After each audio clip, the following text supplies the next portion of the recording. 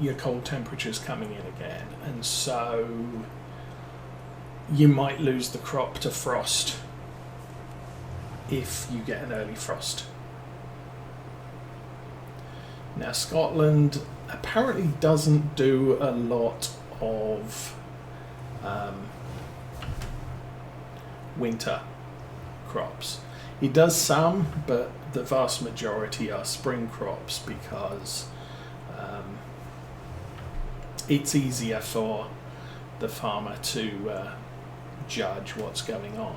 Also, the other thing is, obviously, you can get a crop that matures in 90 days, 120 days, 150 days, whatever it needs to be.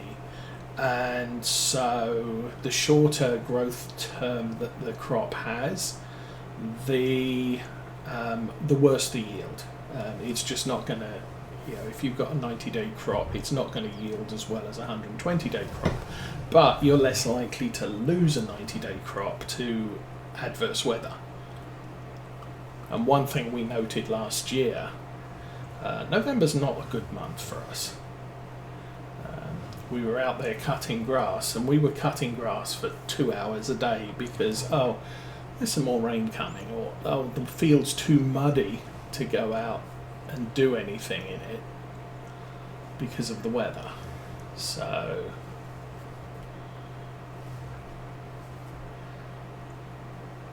whole cropping and maize might be our best bet on this farm, just because it's an earlier yield. Corn is we're done. Corn is ready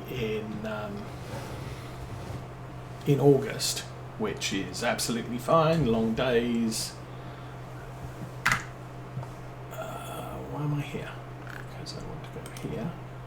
I want to get paid.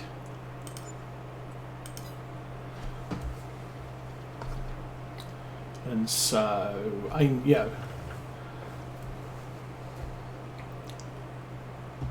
we've got longer days, we've got less bad weather. It's easier to harvest in August than it is in November. And we'll bear that in mind for the future. So corn silaging, planting the corn and or barley in May. It's doable, but we get a very poor grass yield if we're harvesting then, as opposed to later. If we could harvest in June, then that would be a better thing. I wonder.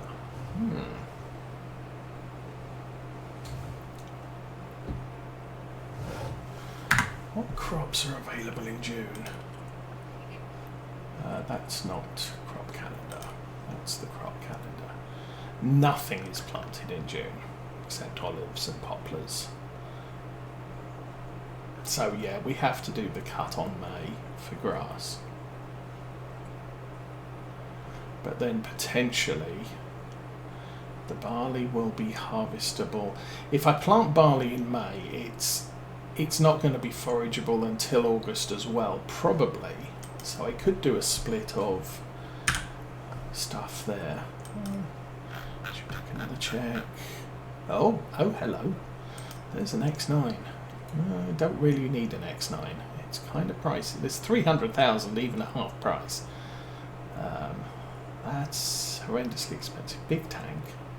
I'm really looking at tank size, and then I can use that folding header. And then there's a mower. Not doing that. However, I do want to buy things, so let's do that. Pallets. Should I buy the big one? Yeah. I'm going to buy one of those. We're going to have to come out with the Kubota and pick that up later.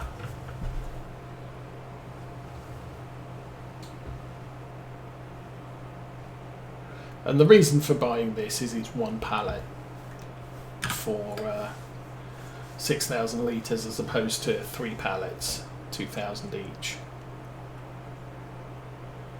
Technically, I should now go over to a standpipe and fill the tank up with water, because obviously that's solid form of liquid fertilizer. You have to dilute it in order to make things happen. Now, the field I want is straight across behind there.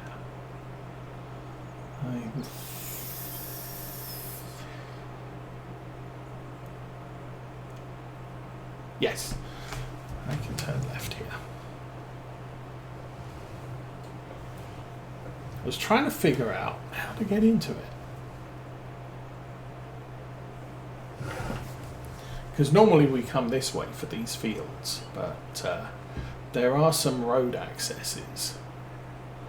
But we want to be... Oh no, I might have been wrong. I am wrong.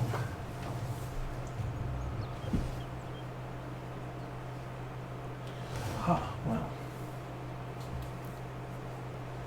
yeah, like I said, normally we come in here and we've got access to all of the grass fields here, but it looks like I have to go round this grass field. Should be a lane to the back here.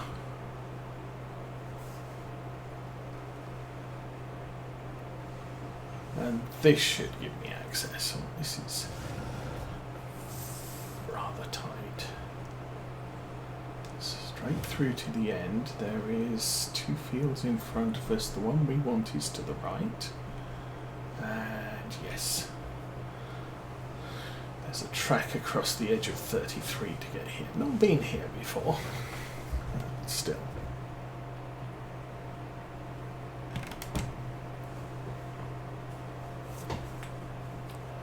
Now, I think I did add sprayers. Crop protection. I added this to the game save. It's the same price as the Berthoud, or however you pronounce it. But unusually, this... Okay, they all do fertilizer and stuff. Oh, that does take the Azaria. I looked earlier and I didn't see that it took the Azaria. That does take the Azaria Pro Compact. Okay, that puts that one back on the market as a possibility, and it does stuff. This one also allows the... Well, I don't know what I was worried about. I was hunting for one that allowed... Oh, weed spot spray. This one has the weed spot spray. And does not support the Azaria Pro. Well, that's a pain in the butt, isn't it? Really? So I can do weed spot spraying with this one, or I can do crop sensors with these two. Well, that's... And I've got all of them on this device. Well, such is life.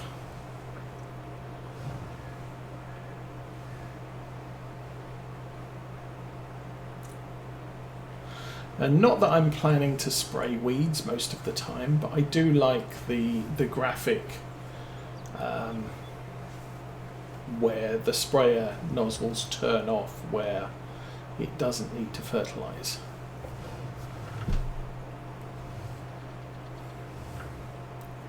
There is another New Holland sprayer. I might download that. Same model, different modder. And see if he's got crop sensors and spot spray on his.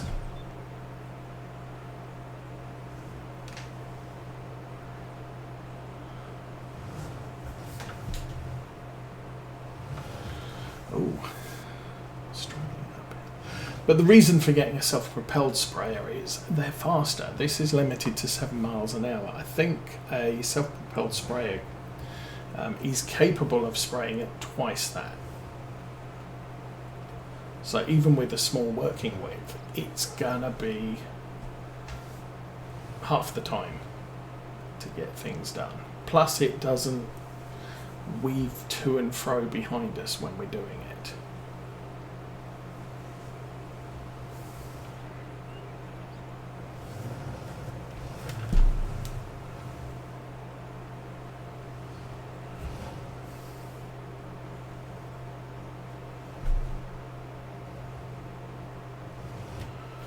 This thing is, as I said, very difficult to control. Normally you've only got one pivot point on the hitch, and so it goes where in general you want it to go, but this is double pivot, and so you can end up with all sorts of unexpected maneuvers from this sprayer.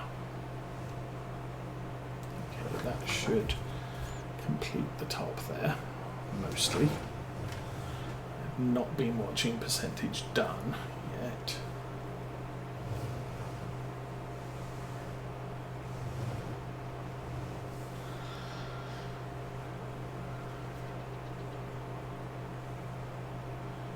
I mean, I would say from the way I'm doing things, it's much more important than I have the crop sensor on my sprayer than I have spot spray, because I'm not planning on spreading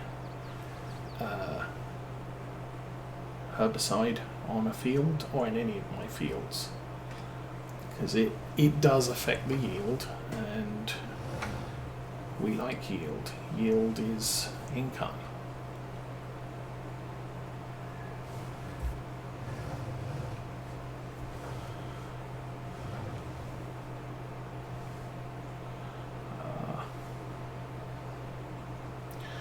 Okay, need to start watching for completion messages. 88.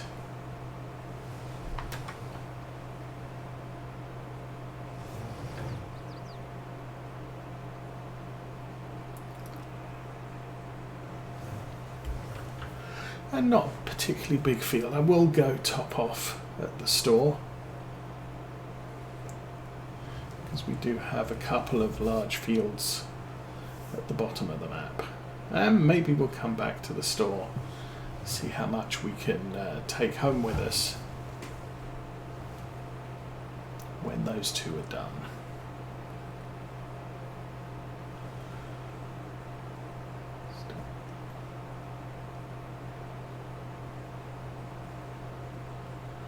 We are chomping through this fertilizer quite significantly though.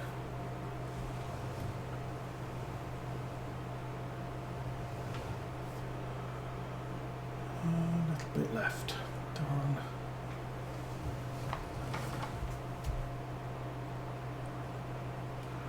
And contract finished. Turn it off. Turn it off. Thank you. Get paid.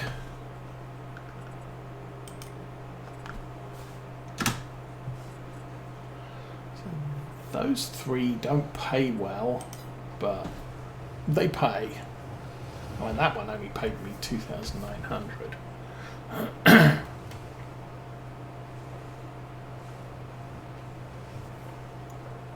But it's all money, so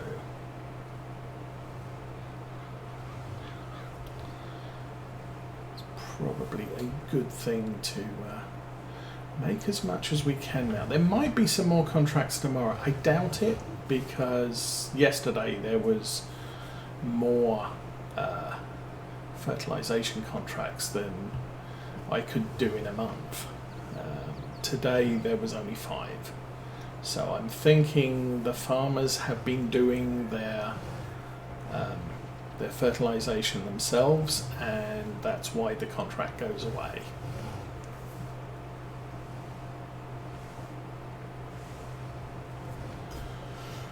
And while I do have lazy farmers set so that they won't do contracts as soon as they're available, there seems to be a bug somewhere in the mix that I've actually watched it.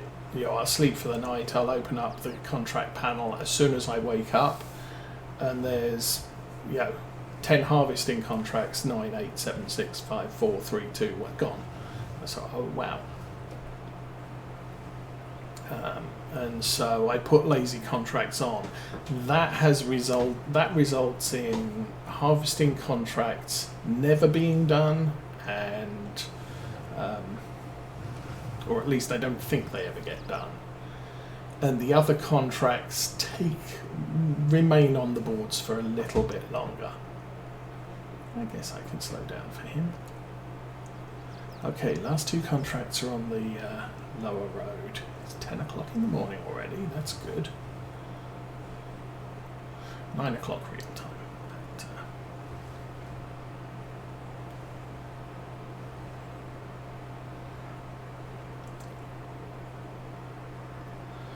nobody on the crossing. Fuel supplies are fine.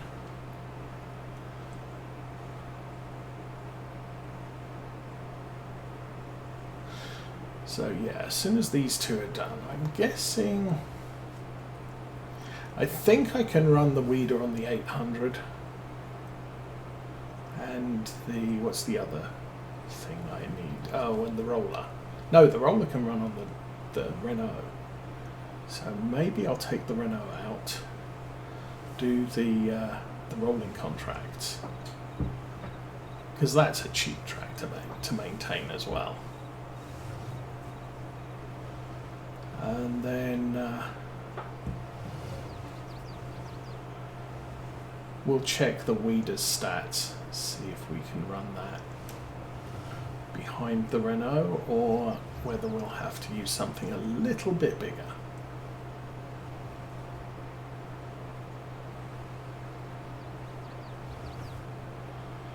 And last field on this path, I think we can make it in there from here, yes.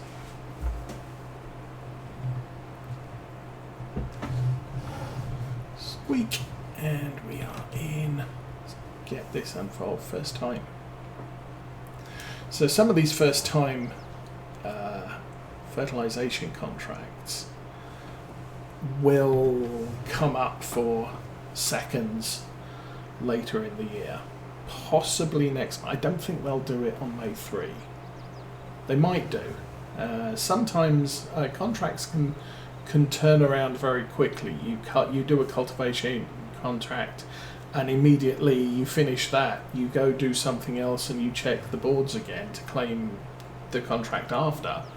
And the seeded contract for the field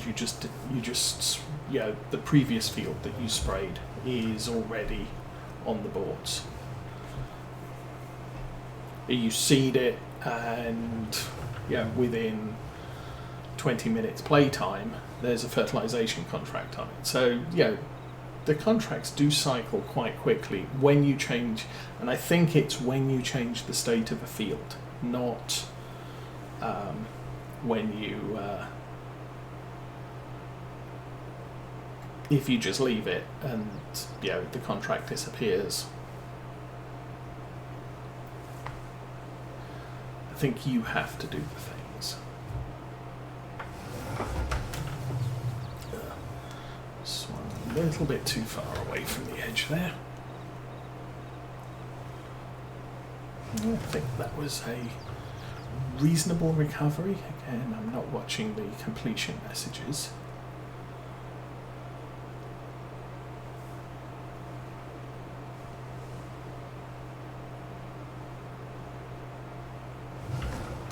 And that was actually a good turn. 31%. Okay. So a little bit more.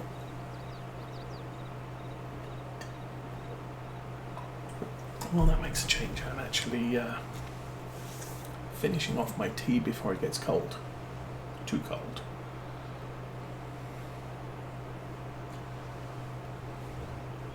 Oh, that's an awkward corner. Me. Yes, and wow.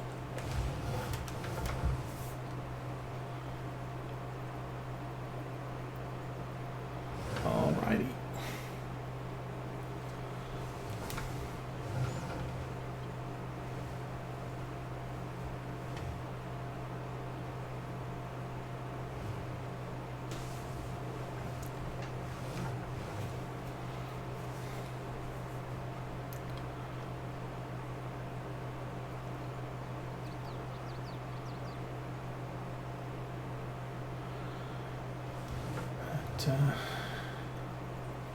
Yeah, it's one of the reasons I've not been looking at new computer games for me to play, and that's primarily because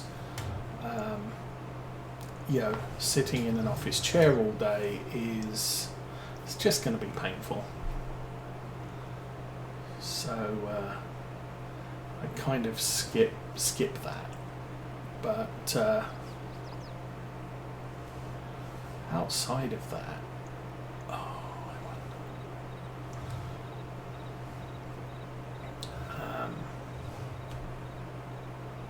there are some interesting new games out. Obviously, the genre I'm interested in, things like City Skylines, is a game I would play, but I would never devote as much time as I devote to something like Farming Simulator.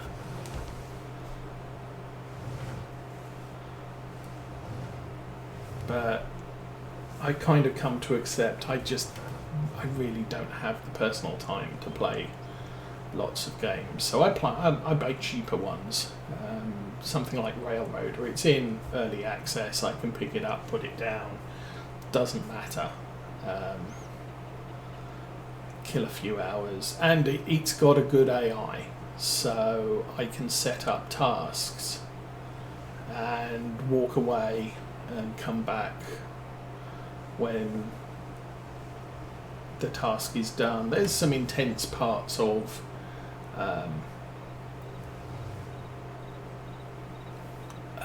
making the deliveries once you've transitioned from yard to yard, but once you've done that, it's like, okay, I'm waiting for trains to travel,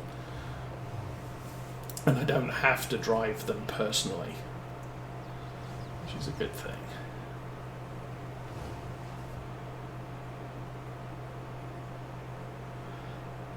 But yeah, City Skylines, games like that, you tend to need to be involved. We're done. Okay, that's another contract. And the last one is going to pay well. It's going to cover the cost of fertilizer, and we have 83% left. Probably going to leave the liquid fertilizer at the store. We'll go out in the Kubota later to pick it up. Okay, I need to get into that field there, and I have a feeling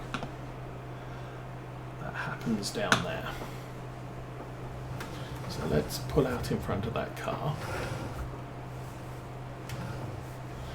and really annoy him. Oh, I could be wrong. I am so totally wrong. Well, darn. Okay, let's pull a U-turn in front of that car. Maybe crash into a tree or two. Oh, made it.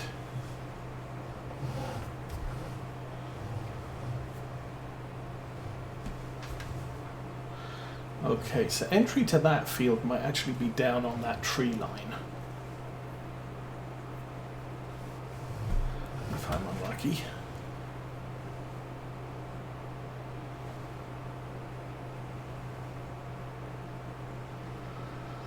Still, we're nearly done here.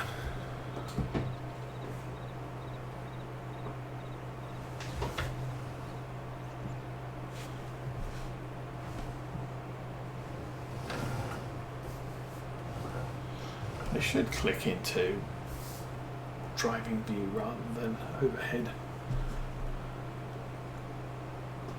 Oh no, straight in there. That's awesome.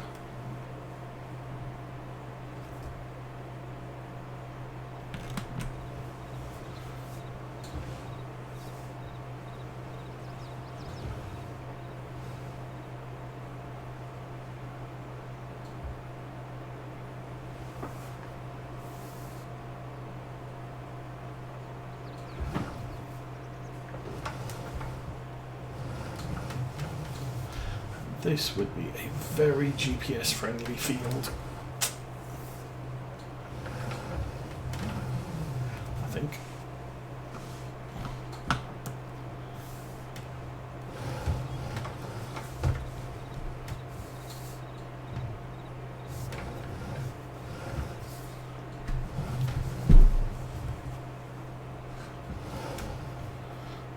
push that back a little further and turn it on and go. Alrighty, last field for fertilising today, and then we're going to have cornfields in June.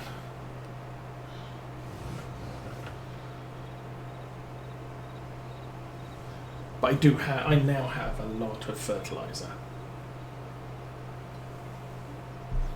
It's just not all at home yet.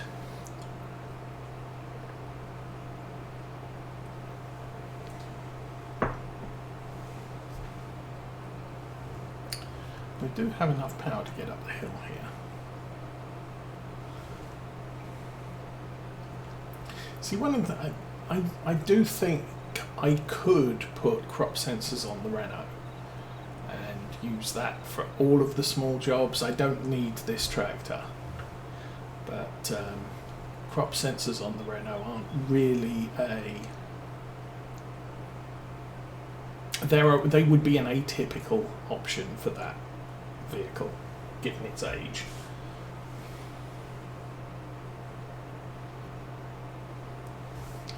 Anyway, 10% done already. Nice.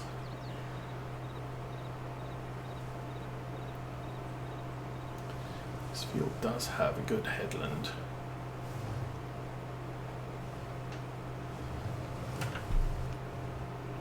So we're going to do this one a little bit differently. We'll go up here, we'll come back again. And predominantly I'm going to do east-west rows in that direction. But I'll get a double headland done at this end and then a double headland at the other end.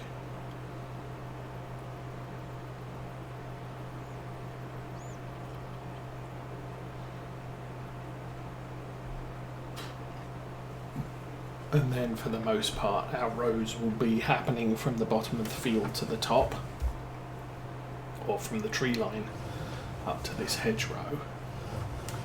And that will result in us ending the job by the field entrance.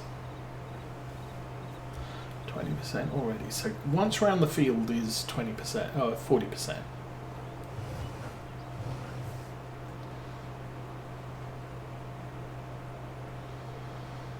So if we get back to our starting point, we should be at 40%. And then maybe 50 when we reach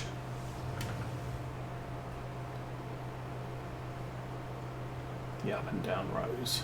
So losing a little bit there.